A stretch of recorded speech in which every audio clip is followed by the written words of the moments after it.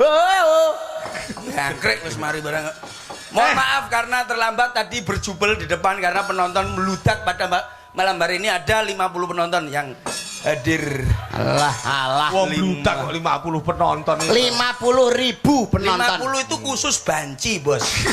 Jadi kalau komplit itu banyak sekali. Wonten desa Kunjang, Mas. Kunjang. Kecamatan Ngancar. Iya. Dados dalu punika hajate wonten Bapak anu Pak Sutaji. Pak Sutajin. Sutaji. Ora pali maca. Iya. Mun pangapunten beli mbok radi telat. Oh nggih. Pak Sutaji. Nyalami wong sak mono mbane lho, Dik. Lah iya lho kok kono lho Lombok tok lho, Dok. Oh ngapa lho dadak mikir teko Lombok ya. Lah aku meneng omah yo. Lho arek ceklok, lho. Gak sida. Dalu punika mapan wonten Kunjang, Desa Kunjang, Kecamatan Ngancar, iya. Kabupaten Ri, Kediri, ono ri. nganggo ri sloloten no. Kediri mapan wonten dalemipun Bapak Sutaji, Ibu Dwi Purwanti. Iya. Ingkang sampun kepareng mala kramakaken ingkang putra Mbak FK Estotika. Ingkang kajatuh Iki kramak. kakung lho.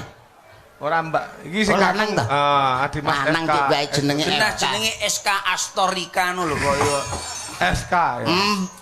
Mas SK Estotika pikantuk kalian Mbak Sri Nurwidayati putranipun Bapak Suwito Ibu Parminah. Dipun dongaaken mugi-mugi keluargane dados keluarga sing sakinah mawaddah lan warahmah. Amin. Enggal pikantuk momongan sing putra soleh putri solehah migunani tumrap nusa bangsa lan agama. Amin. Iki lho ndongakno manten ngene iki lho kaya aku. Alah, dongane penting ndang meteng nek ya wis. Angel lah. Lah kok manten butohe meteng lho Wong rumangsamu. sementing nek turunane cukup. Dadi ndang kono ndang dingin. Ning ngene lho Mas. Pripun? Kaya Mas Yudo ngene iki kata-kata mutiara iki perlu. Enek kata-kata mutiara dadi nuturi kanggo manten. Ya, aku ya duwe lah kata-kata mutiara. Kata-kata mutiaramu Yen apa? wedi aja wani-wani, yen wani aja wedi-wedi. Prinsipe apa? Wong udah togel ngono kuwi biasa dadi cek ngono dhewe. Mesti parake kok mesti rono. Dadi sing enek gegayuane karo temanten iki apa lehmu nuturi. Wes ora usah dituturi genah wis mbok tuturi sakinah mawaddah lan warahmah aku sing penting ndang meteng cukup. Ora usah tukune ndang meteng aja pegatan wis cukup wis kuwi ae wis. Dadi mantene sepisan Kanggo selawase rungokno Mas manten karo Mbak manten sepisan kanggo selawase aja nganti sampean pegatan. Paham ora? cukup sitok ae. Sitok wis. Ora oleh pegatan. Kowe ping pira? Aku pindho aku pindho. Wong nuturi iki dijumbuhne karo awake wong awakmu dhewe kaya ngono kok nuturi Ora, aku manten. ngetren kok mungkin Mas Pribadi. Bedir iki anu sing biyen iki mung dadi pengalaman Mas. Dah, Kegagalan. pengalaman kuwi anak loro pengalaman kuwi ya enak to sampean. Bener niki. Tegese sing biyen kegagalan iki aja nganti gagal meneh Oh, cukup nggih. dirasake. Kegagalan itu adalah kesuksesan yang tertunda. Kuwi anggaplah sebagai pengalaman guru yang terbaik. Kuwi lho. Lho, masa guru ki gagal piye to kowe iki jane koclok kowe to. Guru iku kudune ngwahi sing apik malah guru kon gagal jane koclok kowe iki omonganmu. Maksudnya guru pribadi lho. Guru pribadi. Mboten enggak ada kula guru nggih teng sekolahan ora enek pribadi kok guru. Jenenge guru ya Slamet Pak Nur ora enek jenenge guru ku pribadi nu mboten wonten. Angel lho jak omong-omongan bulet tok niki mesti Nun angel sewu. bocah Guru Cil. sekolahe PAUD tapi ditokne ya iki. Iya ngombe wedange gurune. Mas ki pripun Angel. Bas? Ya tegese iki awake dhewe di sebagai wong iki Dah, apa ya kethek wong genah wong kok sebagai wong iki piye sampean iki kok sampean nyak aku ane piye? Mas iso tuwek ngono lho. Loh, lah wong ra iso tuwek apa kon nom terus nyiyet-nyiyet terus bongko terus nom terus. Ya wong iki semuanya itu pasti tua, Bos. Ora enek wong iki nom selawase iki enggak enek. Kowe iki maksudnya Maksudke ya omonganmu ki bisa ditampa karo penonton Dah, omong-omongan iki sing lho, penak iki lho, ngono lho. Iki lho, omongan kok iso ditampa ya apa kenek jajal kowe ngomong tak adane nek. Kok Bocah angel, kok kocok angel. kiram to. Omongan iki gak kena ditampa, omongan iki dirungokne, Dik. Lah tegese omonganmu ki sing empuk-empuk piye supayane penak dirungokne aja. Iki lho, bocah iso omong koyo ngono wis omong sing empuk-empuk lah empuk ki roti, tepung kuwi empuk nak omongan iki ora enek sok-sok awakmu dipisui atos barang. Kowe rumah saku wong Ayo medun ning pom kono yuk. nek golek bensin Dik. Arek gelut karo kowe lho aku. Wong kok dijak omongan kok. Ya paling tidak nuturi kanggo temanten. Wis gak nuturi aku. Ora usah adoh-adoh tutur-tutur manten iki. Nyapa to, Dik? Lah cukup wae ki lho ning jajanan ning kok lengser kae kan kena nggo nuturi manten. Sing ndi ya? Lah komplit to jajanan enek roti. Jenang. Enek. Wajik. Enek kene. Ngono ki enek kan Mas yo. Saged niku. Sik umpamane lek ning jajaran kae enek rotine ki apa Mas? Cara tulis. Roti itu tegese karo maratuwa sing gemati. Nek maratuwa ora nganyel nih. Nganyel jecek kuwi ya koyo. Angel terus Kowe entai. sik. Awakmu mau duwe pengalaman karo maratuwa nganyel? Enek.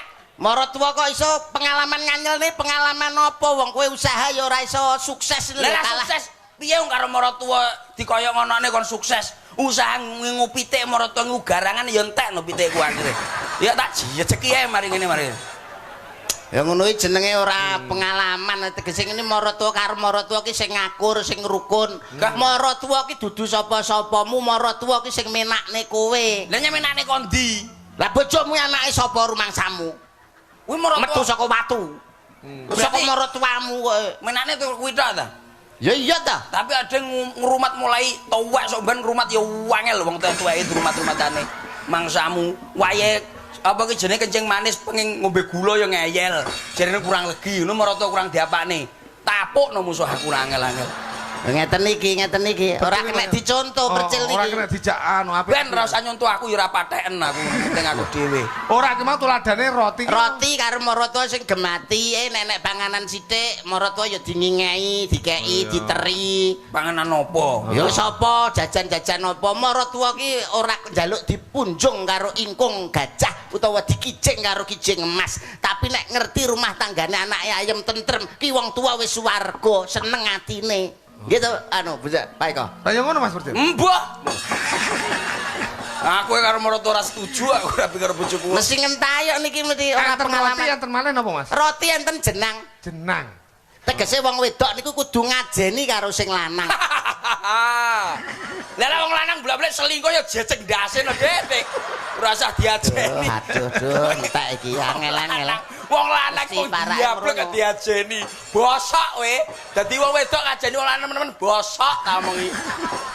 Tegese ngajeni wong lanang masih to koyone ki akeh wong wedok, tetapi di dalam rumah tangga seorang laki-laki itu adalah pemimpin rumah tangga, kepala rumah tangga. Wong wedok kudu gelem ngajeni karo sing lanang. Nah, wis ora usah. Wong wedok ngono ibarate swarga katut neraka, swarga nunut neraka katut. Ya lah kuwi bener tapi ora usah diajeni tenan wong lanang gawe. Lho karo wong lanang wani. Ya ora entuk to wong wedok karo Lah wani saka karo wong ora lanang. awakmu luwih dhuwur ndi derajate wong lanang? Derajate wong lanang karo wong wedok. Delok jame, Bos. Loh, Kok iso ndelok jame iki lho, iki nek omong boyo sing tenanan. Omongan iki lho sing tenanan dirungokne tenan lho ndelok jame. sik delok jame piye maksudnya? Ya segarek sing ning dhuwur sapa lah kuwi jam-jame urung tentu. Nanggonku ki jam 1 bengi kae mesti aku sik sing ning dhuwur terus jam 3 genti wong wedok. Apa wi? Apa wi? Apa wi? Ngeloni Iki anake akeh cah cilik lho. Ngeloni anake ning dhuwur omahku tingkat 3, Dik. Aimu. Lho lho, iso tak antem iki dhewe, iso tak antem iki. Tingkat 3. Omahmu iki tingkat 3. Tingkat 3. Menduwur. Mengisor no, mengisor. Ibu mendhuwur jangkrik tenan bocah iki kok. Ora ngerti kok. Ora nek tingkat 3 sing dhuwur dhewe kok ngene. Dhuwur dhewe si sing ngisor dhewe nggo apa? Ngisor ya khusus 6 meter, kuwi 6 meter rene ne. 12 meter iki mundure. Kuwi khusus ruang tamu tok. Apa? Edan Sak ngono tenan. bae iki ruang tamu. Alah 6 meter ora, musuh 12 meter. ora. Wis saya gelem ra gelem ya ngono kuwi omahku pokoke. Kuwi kursi ya dawane 12 meter musuh 6 meter. Kuwi tingkat ngisor dhewe. Ngisor dhewe. Sing dhuwure tingkat Sing dhuwur tingkat 2. Tingkat 2 kuwi Eh. kamarku. Pirang meter? Pirang Ya meter. 6 meter 12 meter to, Bos. Kuwi khusus kasur tok. Poh. Kuwi Lemari, cara lemari. Wes ora nggih lemari ya dhewe nyapo. Tuku gua ae dhewe kok. Klambi leh ndeleh. Nyapo dideleh tempat sampah bar dingking ini tempat sampah, dikek tempat sampah. Edan tenan wong sugih. Kondang kok, Dik. tingkat loro. Dhuwur dhewe tingkat 3. Nah, kuwi khusus tanaman karo sapi tak kene kono. Dadi sapi ki ning dhuwur dhewe lah nek ngeritne terus nek teletong. Lah nyapo kowe bocah ra kowe becare bocah ra tau ora tau wong ning Jepang kowe ora tau ning luar negeri kowe, luar negeri kowe. Lah kok iso? Lah ning dhuwur iki khusus dadi ning kono kowe enek sukete wis enek. Ya toh, sapi ya wis enek. Khusus ngene telek ya enek. Komplit, Bro. Lah iki sing rong enek sitok iki. Apane? Pondasine rong enek kuwi ya sik rencana. Alah, padha karo urung. Tapi nuwun sewu, kula pamerne nek Mas Percil, wis tak pamerne iki lho karo masyarakat Kujang. Ngomong ngono tadi. Niki tanggapane laris lumayan nggih, alhamdulillah sakniki dadi tuan tanah. Hebat. Ngerti-ngerti duwe tanah no. Gak ada tanah teng duwe daerah pundi-pundi mending duwe tanah. Tanahnya teng Kediri niku wah nek gak salah anu kayak sing tawamu sing lah metu kundemben ki lho. Iya, Dik. Ombone niku 2 cm, dawane 3 kilo. Nggih. Dadi nong jlirit ngono lan jangkrik tenan kowe iki. Kowe iki lak ngunggahne kancane mbok sing dhuwur tenan. Apa enek 3 cm jlirit ngono tok. Dawa wae. Larang mbok tuku wae iso. Kaya rumangsaku. Iku penting ngajeni karo sing lanang. Jenang. Jenang Ngajeni karo sing lanang. Terus? Masih to kayane akeh sing wedok. Iya. Sing telu wajik. Wah, enak iki wajik. Wajik enten. Bener. Wajik utawa wajik. Dadi wong lanang kudu wani jijik, Dik. Berarti Tegese- ngulek apa nih? Heh? Ngulek apa lek jijikin ngulek apa? Ya tegese nek wis omah-omah kan wis mesti kagungan putra. Wong lanang ya kudu gelem nyalini popok. Baby sister no, Bro. Opo nyaleni popok iki? Wong omah ajek pondasi lho babi sister iki lho. Nek kowe iki ra babi sister, babi ngepet. Lah piye bocah saiki lah ya ngono cah nom-noman. Wong Lah baby iso- sister ra bayar enek. Endi apa enek babi sister ora bayar? Ora tuwa. Ngetren saiki maroto ngopeni putune ngetren saiki mangsamu. Ya Tenang. ora ngono kok iso mara tuwa dikon ngopeni putune iki ya ora bener ngono kuwi jenenge. Paling ora ya kowe kudu iso nyuwargane wong tuamu. Dadi wong lanang aja nganti jijik, wajik. Jijik kudu Oke. gelem wani Terus jijik. ya terus mari ana apa, Dek? Kowe belmu, kowe Tak biacok tenan kemalan. kuwi lho sing bunder bolong tengah lho goblokmu. lho. Bolu. Luwi nek Jakarta nek kene mu. Piye ta maksudmu iki? Lo. Bolmu lho. Bolu kaya bolmu kuwi to. Bolu, Dek. Bolu. Lah. Kuwi tegese wong aja nganti mlebu bolongan telu Lah. lan kudu gelem mlebu bolongan telu. Niki sing penting. Dek, Dek. Kok awak pinter lak teko iki awakmu. Kudu gelem mlebu bolongan telu ki siji bolongane sekolahan. Oh, sekolah Tegese kudu ngudi pasinaon golek ngelmu ning sekolahan pawiyatan sing luhur golek ngelmu. Sing loro kudu mlebu lawange masjid. bolongane masjid lawange Tegese masjid. ibadah, Tempat ibadah. tempat ibadah. Sing nomor telu mlebu ning lawang omahe wong tuamu dhewe. Tegese kudu bekti karo wong tuwa, birrul waliden. Oh. Anak berbakti kepada orang tua. Lah sing Bolongan telu sing gak entuk dileboni. Siji bolongane maksiat. Wow. apa, Dek? Alah yo nang semampir gumul barang lho Dik. Ya. Untuk Iya, iya, siji iya. kuwi. Berarti kuwi gak oleh dileboni. Ora oleh. Lak ra nek kancane, mesti ngono. Lah ora entuk. Sing loro bolongane rumah sakit utawa lawange rumah sakit. Lah nyapa kok gak oleh rono? Tegese wong iki kudu sehat, aja nganti lara. Oh, alah. Sehat, kesehatan kuwi penting, aja nganti wong iki rumba-rumbu utawi lara. Terus Sing telu lawange penjara utawa lawange LP.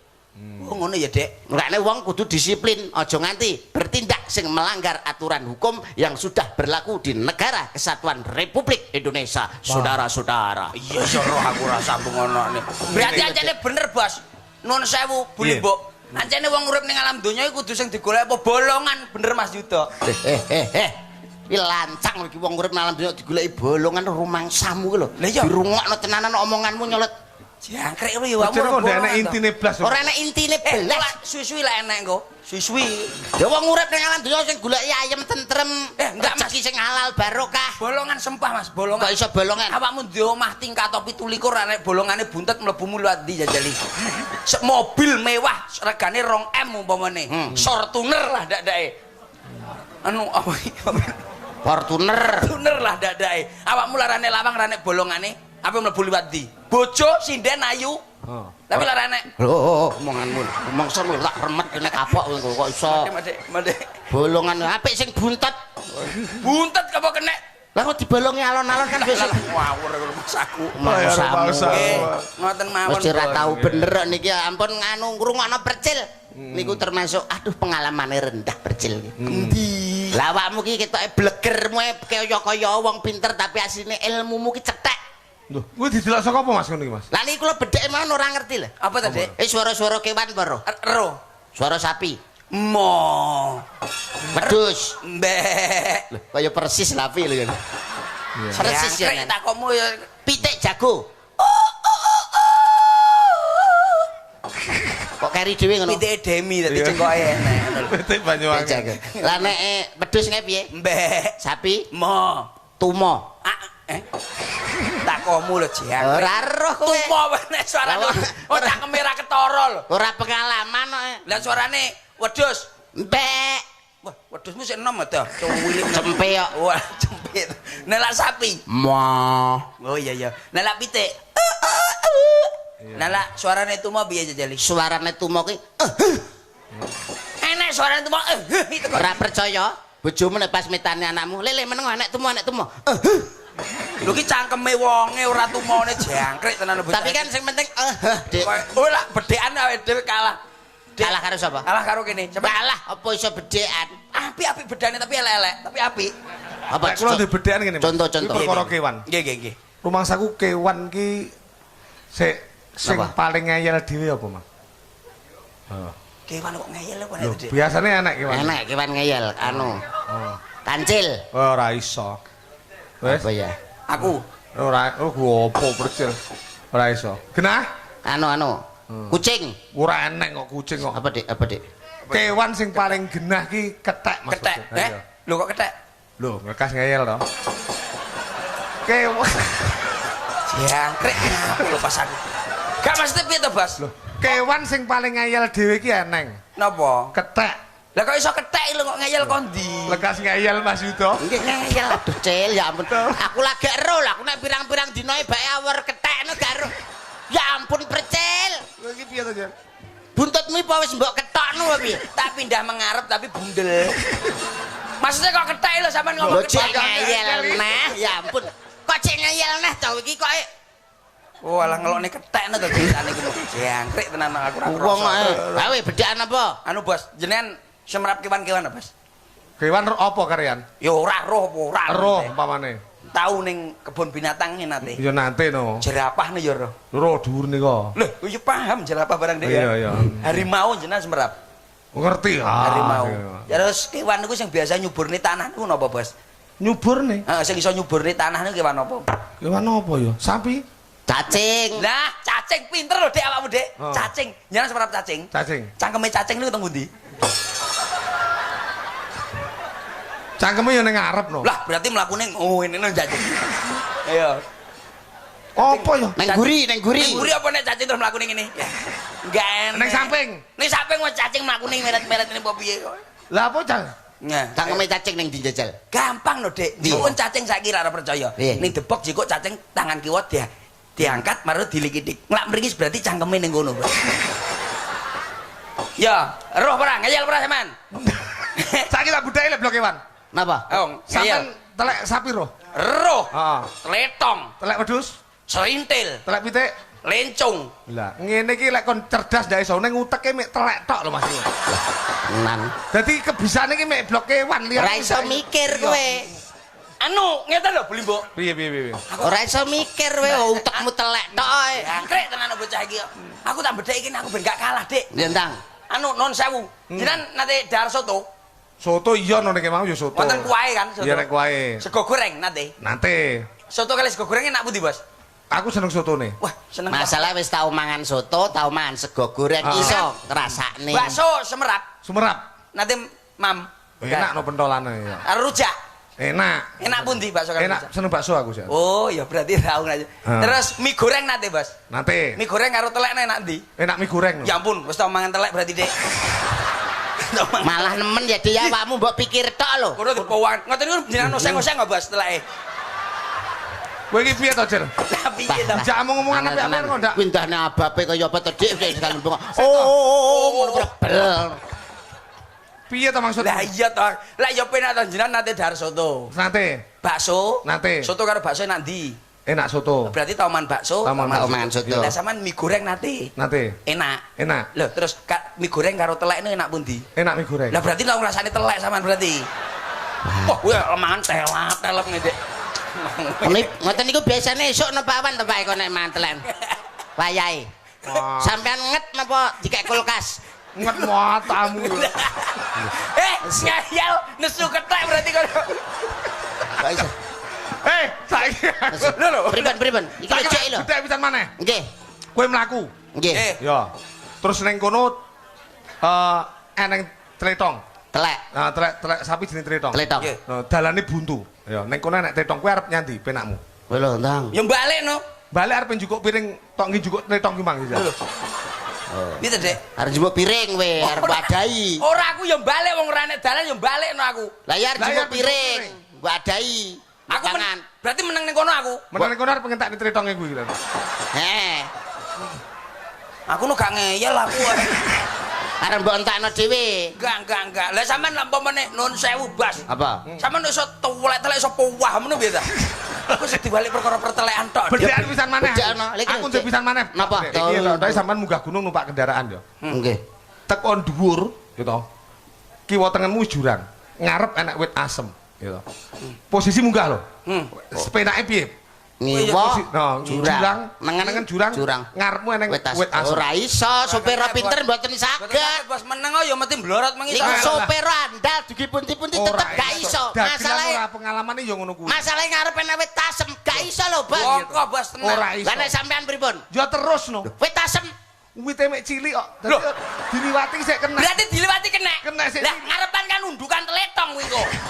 Ya angkrek tenan lagi. kok isik merono neh atau berapa? Wite asem iki sik cilik sik iso. Wit asem Cuwi cilik sakmene to. Heeh. ya ampun, cek cilik dek bae. Jek kula gowedi terus diatem gak kena. Iya diancene dalan ya mesti cilik, Dek. Umpama wit aseme gedhi sakniki. Kiwa jurang. Tengen cah cilik. Pripun? Iso ora? Anu no, Dek, diantem nek ya ora kenek no, Dek, kok ya enek no. Kiwa jurang, tengen cah cilik ngarep wit asem gedhi, Malang. Ya ora iso mlaku ya. Gak iso ta? Ndak iso. Antem nek kiwa ta, Dik? Lho, cah cilik lho. Ora apa-apa mandak anakmu kok. Ya angkrek tenan no. Ya angkrek sama anakku wis pateni. Maksudnya diliwatne lho, Dik, wonge takon ngaleh kok. Ora gandeng karo dagelan ngene iki inti sarine awake ditimbali rene iki kudu eneng, Mas. Ndongakne. Ndongakne. Lah intine ya njaluk dhuwit nyapo. Lho ngeten iki. Ora bener. Ora Ngene bener lho Mas kowe. Bodil, bocah iki perlu tak toto Mas Yudo. Nggih, perlu ditata. Awake dhewe sowan rene iki silaturahmi, Mas. Lah iki lho. Golek dulur. Dadi duit ki apa? Aja selalu ngomongne duit. Basa no Pak, Banyuwangi rene rene duwite ya tenguk-tenguk tenan aku. Betul Pak Eko iki betul. Saya iya. klarifikasi. Mas Dik Percil. Iya. Dik Percil. Iya, Dek Yuda. Awake dhewe itu sebagai seorang seniman sangat fatal kalau kita membicarakan duit di atas panggung. Dik Percil. Apalah kita harus memikirkan sebuah duit. Niat nawaitu bismillahirrahmanirrahim dari rumah kita itu silaturahmi.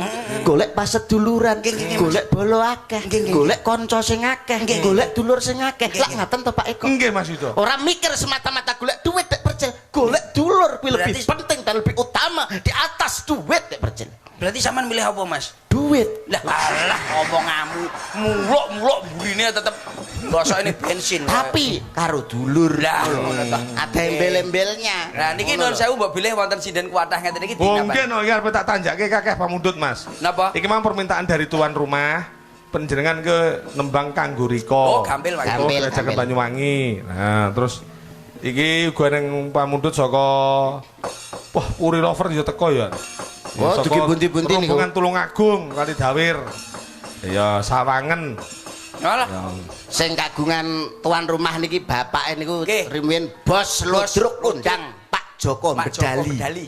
Wih, juragan Lodruk Kondang niki. Dadi sogol. Lah nggih Pak Joko sing kalih Mas Bagio yen. Lah, Nggih, Pak Joko itu dulu manajernya Pak Kirun. Pak Kirun, Pak Depan Seni Kirun, terus manajernya Pak Bagio. Loh. Iki enten niki bose Lodruk Kondang. Truk undian. Sampeyan urung kenali Pak Joko iki sabane ning Mahkul. Beh, apa iya tadi? Mas. Wah, Iki lho iya ketak. to, sampeyan. Pak Joko niku Lho, piye to borong anu ludruk kae. Nggih. Pengarep ludruk. Nggih. Biyen sapa masamu sing anu? sinten? Sampean apa, Mas? Lho, lah ya sapa aku takok sing ning anu. Pak Joko duwe kebisan ngono iki. Iso kaya ngene iki piye? Pier. Melok dalang cita iki uang ya lah dhewe. Jarine digowo ning. Lho, kula tepung Pak Joko niku wit jam Nggih. Pak Bagio riyen. Nggih, tepang. Nggih, Pak Joko. Iki mau saka Mas Andi ngersake Kacamata tolah. asik to. Penggemar berat iki ngersake Kegawa humor, Dik. suketeki. Ya spesial kagem Pak Lurah Gadul. Ayo ngono. Nggih. Kagem Lurah Gadul iki Inan- suketeki. Napa meleh diwaos napa? Pun matur sembah nuwun iki tak. Oh, niku tok. Oh iya. Sinten niki? Nanjake ibu-ibu lan adik-adik marang kono. Siap. Mas, sing putih niki. Mbak Elis ya.